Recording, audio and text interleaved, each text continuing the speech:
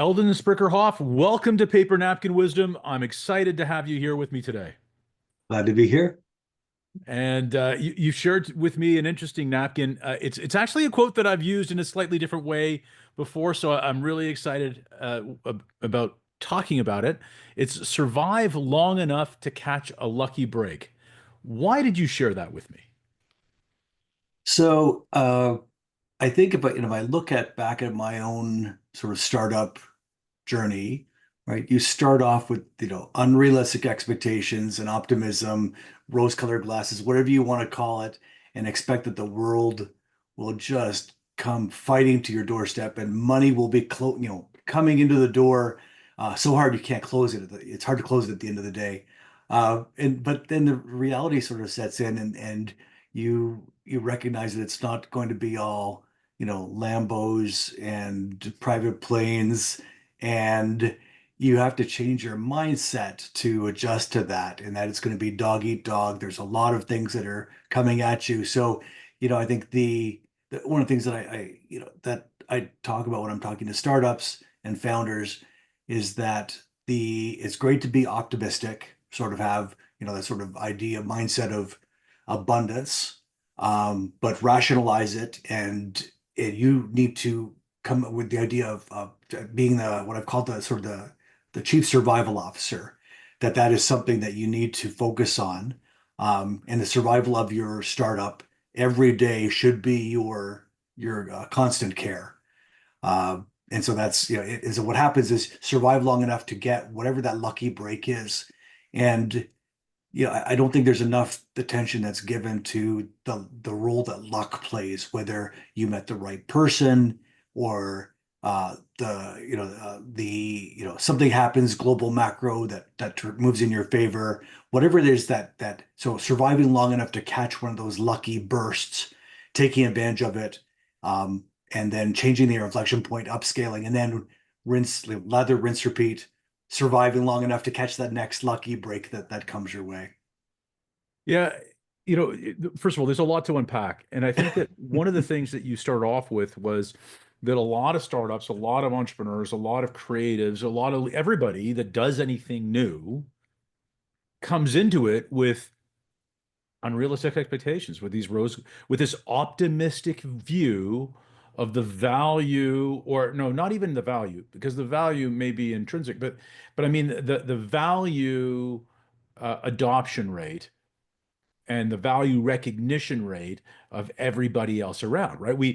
And it's almost like part of the deal, right? Isn't it? It's sort of like it's part of the creative process. We have to believe that Yeah. it's better than it is or more obvious than it is, And if you didn't, you'd never start. Right? If right? I think about sort of, so my wife and I had our first child 6 months before I started eCentire. And so there was a lot that was mapped onto that same journey, right? So, you think about what it's like to have a kid and you think how wonderful it's going to be. And, preparing to have the child is pretty awesome. And then, the kid is born and that's exciting. And then there's, diapers and 2 a.m., feedings and screaming, and it's not always the baby. And, and so it's like that makes it that's a tougher thing. And that's something that you love. And so, in very the same way, your startup is this thing that you love. It's your baby, and I said you need to take the like everything is out to kill your startup, or everybody's out to get you. Your chance of survival in a 5 or 10 year period is not great.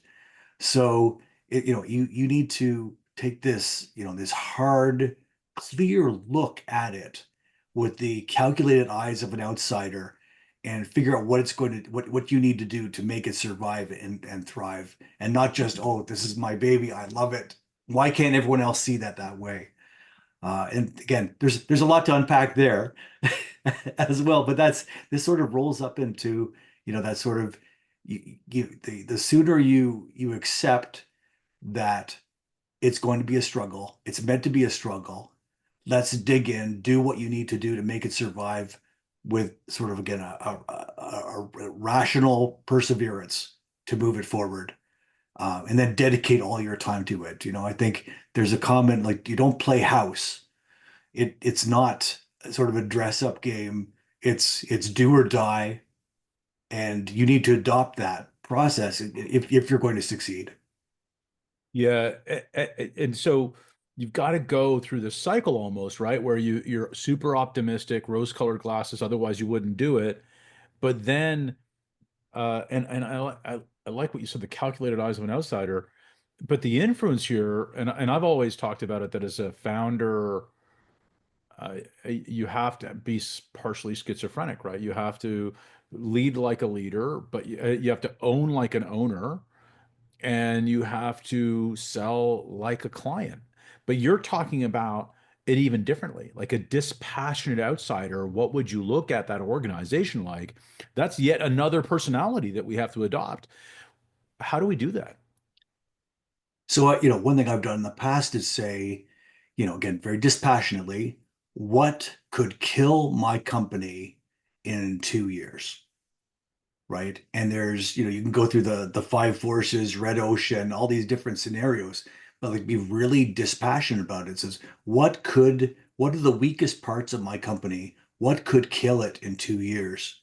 And that has a tendency to focus one on what really needs to be done to defend yourself because everybody's coming at you. And I think there's more competition now. There's ease, like how much entry into the market is so much easier than it was, say, 10 or 20 years ago. Um, you need that very dispassionate, almost negative, what will kill my company? And then work backwards to whatever you can do to provide a bulwark against that happening. Yeah, so for people who don't know, when you just snuck in Porter's Five Forces, Mm. which is a really um, very, very thorough strategic look at what strategic landscape within an organization lives within. And they are industry bargaining power, like supplier bargaining power, consumer bargaining power, ability of customers to find substitutes, right? And Yeah. missing one. Oh, threat of new entrants, of course. Third of new entry. Yeah. Yeah. Yeah. So these are the five forces, and that's what you're talking about. Very powerful construct to use. But it's also And easy to sell yourself that you've got answers to everything. right, right. If and maybe you do, but you probably don't. And I think the other thing is, so I came up without an MBA or really any business backing, so I didn't know about any of this at that time.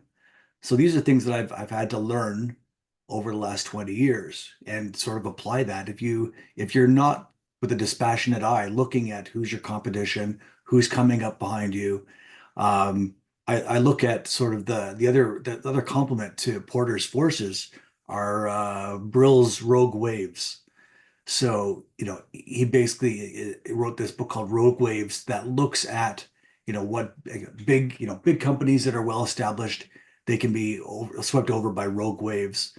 And so it was really an instruction manual for large companies to avoid being taken over, like, Xerox and so many others that we know of. But I liked it from a perspective of, this is what big companies are afraid of. You can use this as a startup to-do guide to say, okay, I'm going to focus on these things that they're afraid of, and I can be one of those waves as well. So I took a slightly different curve to that Yeah, to that approach. that's bright. That's really bright. I like that. Rogue waves. So one of the things that you talked about, Eldon, which I think is I think a part of your napkin, though not explicit, is but you sort of hinted at this idea that you didn't have a business education, so you had to learn as you went. Isn't part of your napkin, part of what you're saying, stick around long enough, is learn around long enough too, right? Absolutely. And I think, another thing I see when I'm talking to startups is they built some tooling. They haven't figured out who their ideal client profile is, and so they're out trying to, your only tool is a hammer. Every problem's a nail, and trying to fit that in, and it's invariably it's painful. It's hard to do. So much of it again, it comes down to listening, to identifying who your client is, and engaging them talking to them, listening to them. When you've got some kind of tooling that's available, the William Gibson said, the street finds its own use for things. So, you might have an idea how your end user is going to use your offering tool, software, hardware, agent, whatever, but they've probably figured out something that they'll use it for that you had not figured out yet. And that's how we were able to sort of expand from a contracting consulting company into a managed services company by listening to what the clients thought they could use our tooling for. And that sort of like survived long enough to get that perspective from our clients who were engaged, and then pivot just enough to catch that next wave and sort of upscale to the next level. Yeah, and I think there's a really big difference between thinking you have the answer and knowing, right? Knowing what the client thinks, knowing how you're perceived. So you can think that you know, but until you know, you don't. And the only way to know is have that honest conversation. Yep. And I said to get buy-in by whatever, like, again, whatever that means. And so much of it is to not have an ego around what you think they need, but to really get commitment from them. And sometimes that just comes from, money, right? Nothing focuses people as well on committed as money, whether it's, as a design partner or paid POC or any of these things, right? Because I've talked to a lot of founders where they're like, oh, I've got went out to the market, got a lot of ideas, and I'm building the tool. And I said, well, have your potential clients paid you for any of this? And like, well, no, I didn't ask. So, well, you know, you don't know whether it's really a problem you're solving. Let's say it takes you 6 months or 8 months to figure out this tooling. You come back and you say, hey, you had this problem you told me about, and I've got this tool that does it. Um, you don't know how much it's going to cost. Was it really a problem? They may have left. They may have already solved the problem. It may have never been a problem in the first place. It's like, this is how you need to get, it's not enough just to get the ideas. You need to get them to, yes, it's a problem. It's enough of a problem that I am willing to put my money and my reputation on the line to solve this problem. And I believe in you enough to put my reputation on the line. Without all of those things, we're sort of, the blind men with the elephant, right? Just getting a Yeah. different aspect all the time. Like this, cash has a tendency to focus people on what they really need.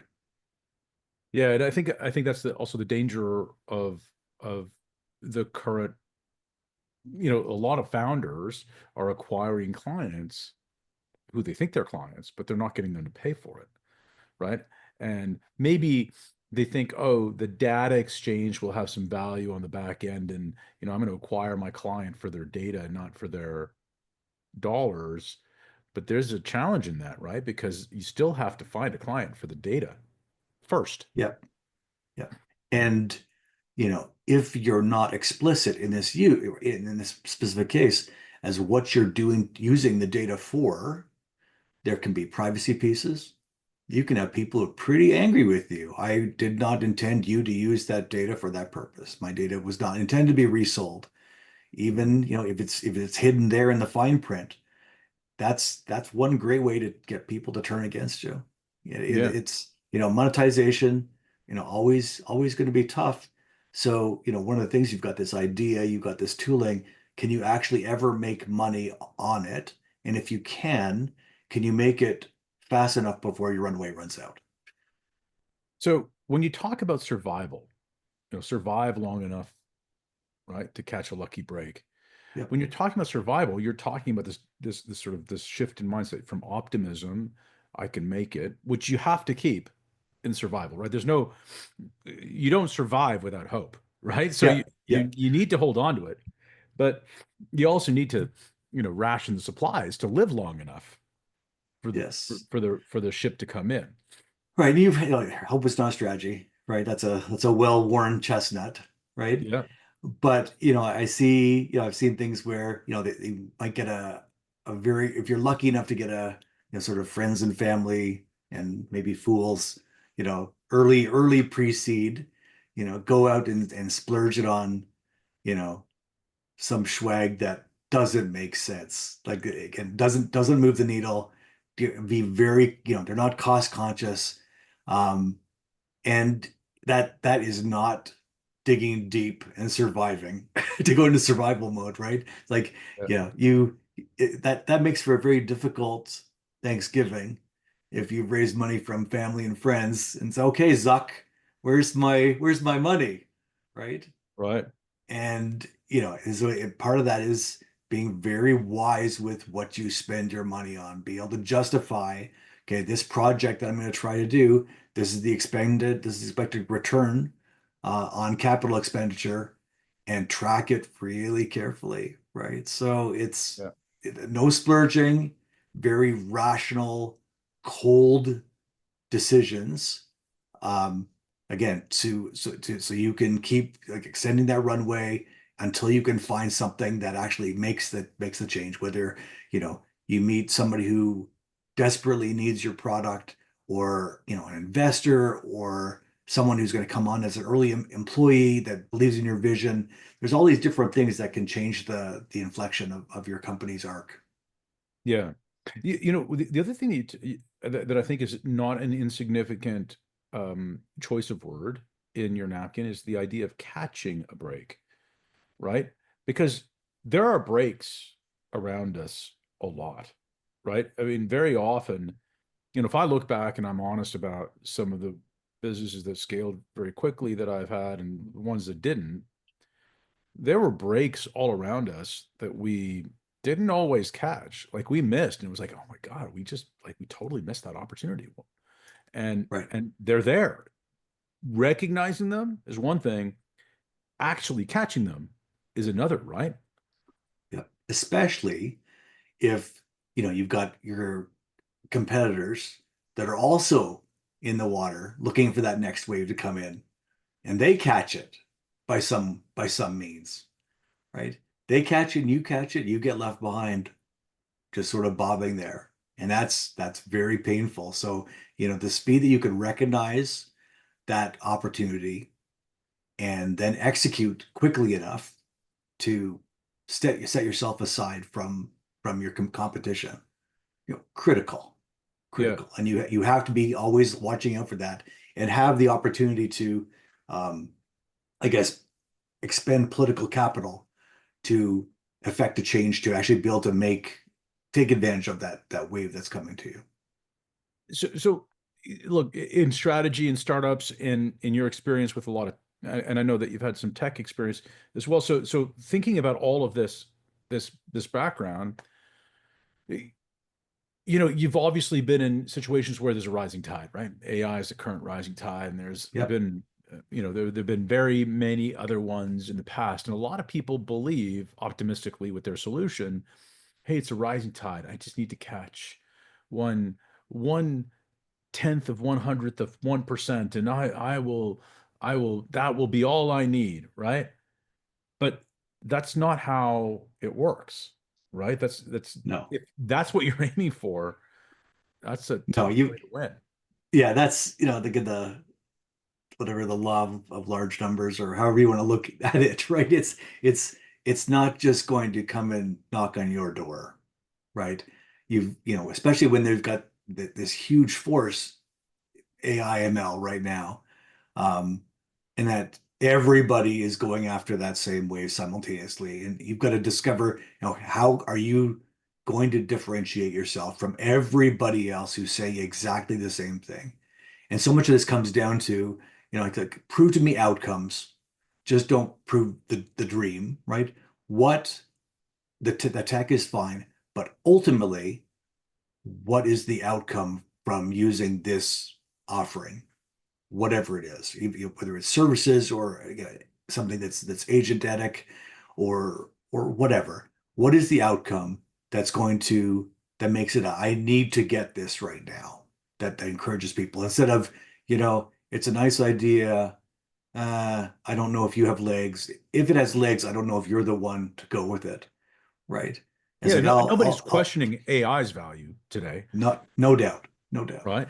But people Yeah, are questioning, entity A or entity B's ability to execute against it. So Yeah. Why still you? deliver value, Yeah. Why right? you? Why should Why? it be you? Yeah. So let's talk about that a little bit from the perspective of what you're sharing. Catching a break, you can't you can't go out there and ask for a break. You have to catch it. You have to earn it. You have to deserve it. You have to be lean enough to to be able to survive long enough to receive it, but also robust enough to be able to execute against it, right? So it's Yeah. it's it's a lot of assessing that people have to do all the way through. Where do you see where's in your experience, in your startup experience, where have you seen the place that for you allowed you to survive longer? Like what was the thing that you did to really augment your survival chances? Yeah. So much of it was getting out to where the clients were and talking to them, right? Not selling directly, but that sort of thought leadership pieces, being just far enough ahead to let them know what they needed and be able to offer them, a salve for their pain before they even knew that there was a pain there. And part of that was going to where your clients or your potential clients, where you think is your ICP, actually is. So if you can't get in front of them and establish yourself as an I hate the term expert, but thought leader, knowledgeable fount, right? Fountain of knowledge, you're never going to get anyone's attention. And it's something that I see again a lot with this sort of AI push for the last 2 years, especially. So, we've got these startups that have some kind of AI offering, and they're going out to these other conferences, AI conferences, and they're meeting other startup founders, researchers, everything. They're not getting close to their clients at all. So it's great, they get to hobnob with other luminaries and talk about processes, but that doesn't move the needle from who's paying, who's closing deals, this kind of perspective. And that's you really need to get to where where they talk to the clients, where you meet them, whether it's smaller events, um, and especially places where if your shields are up, you're less likely to be receptive to someone selling you a service, and you always need to be selling. So, it's not easy. I think it's simple, but it's not easy. That you've got to go to people where they are, and again, you have an idea of who your client base is, and you need to test that and get feedback from them. And if you're lucky, again, and you can establish yourself as a thought leader, someone given enough opportunity will become what I call a true believer that can help. That's the lucky break, right? Somebody Yeah. who's connected enough, recognizes there's a problem, believes that you're the one who can solve that problem, and is able to commit money, their network, they're putting their reputation on the line, they're burning their own personal capital to help move you ahead because they see something in you and they want to help move that ahead. Yeah, and I think that's such an important point. It was recently, pointed out, for example, that in any thought leadership sphere, there's more noise than there ever has been before, right? And every day there's another one. There's another entry, whether it's Right. podcasts or whatever, right? And sure, Paper Napkin's been around since 10 years, but if you're just searching for podcasts today, you don't necessarily know that. Yeah. The the the the thing that's different is survival. The thing that's different is your ability to add value over a long term. And if you're going to do that, the only way to do that is to, it's the old shoe leather approach. You got to work it. You got to work. You can't Yeah. just, isn't there a danger in the startup world, in the incubator world, where people just sit in their incubators all warm and fuzzy and everybody ruminates about how great their ideas are without actually unincubating them and getting them out in the world and breaking some eggs. And yeah, not all eggs survive like in the real No, world, right? They don't hatch. exactly. And I think that's part of the reason why they're trying to avoid the term incubator much more this time now, because like honestly, as you They're said, using most accelerator now, right? They're saying, yeah, "Oh, yeah, we're an yeah. accelerator." Yeah, because Really? incubator, yeah, you couldn't survive outside of us. And it's I have a in my book I talk about the odds of you surviving, any startup surviving, 10 years, let's say, the odds are better if you're playing inverse Russian roulette, right? Yeah. So you have like a 16.66667% of survival, right? One in six empty chambers, as opposed to maybe the 10% survival rate that whether it, and the numbers are all over the place, right? But again, the point I'm trying to make is the odds are not good. And it's nice to be cozy with a bunch of other people, and never go out and talk to clients. And you love this little piece of tech that you built, and you never leave the nest and face the harshness of the world where, like, honestly, nobody cares about you personally, right? You have to make that effort to and face the winds.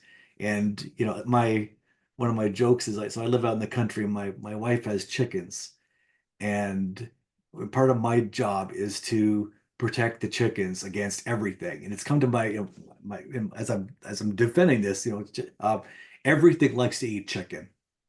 Okay, there's hawks. We had a coyote yesterday that came up to the fence. There's hawks, there's foxes, there's weasels. Chicken likes to eat chicken, right? They will attack each other and eat each other. And in that same precarious method, everything is out to get your startup. Nobody owes you anything. And so It's you like the can ultimate remain game of chicken. it truly and again, anything could kill a chicken any day, including other chickens. So that's your competition. And so it's very easy to sort of to play house, as I think I've said before, and stay in your incubator, your sort of warm little, your warm little enclave, and think you're in the arena when you're just in the green room, the dressing room before the big show. And it's difficult it's so comfy in there, right? Yeah. And it's you can commiserate with other people, um, but it holds you back. You get susceptible to groupthink. You never test your ideas out in the real world. And It's buffeting the storm, like waiting out the storm doesn't mean hiding from it, no, does no. No, like you have to get out there, right? You have to get out there. And if you're, we the green, so the blue ocean, red ocean scenario, right? So, it's one of the Porter's five forces, pieces in business school that you talk about as well, where blue ocean is when you have no competition, and that it has its own problems. And then red ocean is there's so much competition. There's different approaches for each of those things. And I look at, cybersecurity has been my focus for the last 2+ decades. And so if you were selling cybersecurity defenses for AI models 4 years ago, super blue ocean, right?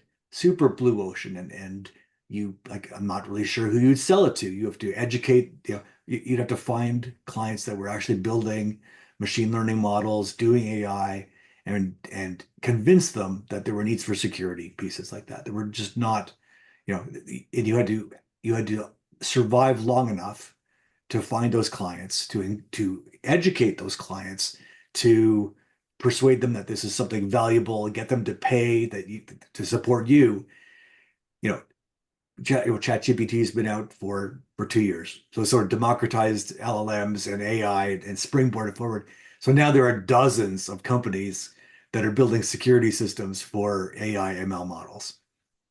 So within the course of, basically a little bit 2 ± 6 months, years, blue ocean to completely red ocean, and everybody fighting. And if you were, just because you survived, you existed 4 years ago, um, doesn't mean that you're necessarily in a stronger position, because there's other people who got funded, they've got more employees, they've got more marketing dollars, they've got all of these go to market motion that you may or may not have. So, it just it's one thing to have an idea that's so far ahead that people don't understand it yet, but that has its own problems, right? You got to Yeah, I survive think long people enough. think that. People think that Blue Ocean's a great place to be, but I've been there. It's a scary place to be It's because you're terrible. alone. Like You're- you're alone. There's no one around. That means no customers. You have to no, find customers and bring them to the middle of your blue ocean. And that and a lot of people are like, I don't want to go there. no, Because that's no. not their business, right? So There's no analog. You can't easily describe what you do, yeah, right? right. Yeah, Yeah, it's hard. it's a scary place. And then if you do get comfortable in the blue ocean, and then you look down, it's like, oh, that's looking a little purple down there. That's not looking great. And then you see it coming, this big red wave's coming, Yeah. right? Then it's a whole different market motion. What does it look like to survive if you've been in this mindset for so long, where you've been way ahead of the market, and then the market catches up to you? Let's go to thought leadership just real quickly. Talked about offering a solution or identifying a problem or being the solve to a pain, which is I think really interesting and a very relatable thing. I mean, I think most people will understand what you're talking about. But isn't there a notion, and at least it's one that I like to say, is that you cannot identify the problem and pain and provide the solution in the same conversation? You're no longer as trustworthy. They have to be aware of the pain. They have to have already discovered that there's discomfort, and then you can provide the solution. You can suggest the solution might be otherwise than they thought. However, or the root cause of the pain may be deeper than they thought, but they have to be aware of the pain before you offer the solution. And I think that speaks to your shoe leather. You have to engage them in conversation long enough so that they discover the challenge and you can offer a solution from a position of credibility, right? But that doesn't happen in one meet. I think we all think, oh yeah, I'm just gonna sit there and I've got this really, I'm not using PowerPoint now, I'm using something really better and insert tool name here and Right. watch this, it's gonna work. And it doesn't, and then they go, oh, crud, what do I do now? Yeah, exactly that. I think, if you're it's whatever, what they're saying, that we are Uber for dog sitting. Like, Yeah, and there's somebody, like, we're Airbnb for haircuts, right? It yeah. just, when you don't necessarily have any understanding of what that market actually looks like, substitute ability, what are the economics behind that? Um, I think the startups that I think most likely to succeed have some knowledge of the pain firsthand, if ideally. Um, was it a pain they experienced personally? And and then what would you do to fix this? Like, why is this the way that why is this the way that it seems? And it's easy, I think, in retrospect, with the sort of survivor bias, to go back and look at what succeeded, right? Like where Shopify sprung from at the beginning, right? And it's not obvious necessarily that they would have necessarily been the big success that they are right now, but you can see that there was a pain in selling, like with surfboards. I think it was Sure. the Yeah. vector by which to sell surfboards. So you can see the seed of an idea, and how to resolve it themselves, and then sort of pivot to a service that offers that to other companies, right? So, but that's, again, if you have firsthand experience in that pain, you have a better idea, and, like, sort of, again, empathy for solving that problem. And you don't have to be necessarily solve, like, firsthand knowledge. If you are, again, empathetic to other people's pain, and then have the imagination to think of ways that you can resolve it, that's a pretty critical first step. But until you've figured out, whose pain are you trying to solve, because you can't solve all people's pain worldwide, right? Mhm. So you got to figure out what makes the most sense within your own capabilities and control, and interest, And, I think the other, is this something that you better love that baby, right? Is this something that you feel you can love for the next 10 years? Because that's probably how long it's going to take before you have any kind of measurable success, right? Like however you define success as well. So like a lot of little variables at play here. Yeah, and is it the if you break the stone on the 91st hack, was it the 91st hack that you did something differently, or was it the fact that you did it 90 times before? And I think Yeah. you're blending a combination of the two that's really important. Eldon, I want to thank you very much for joining me. I think there's a lot that you've given our community. My pleasure. Thank you for the time.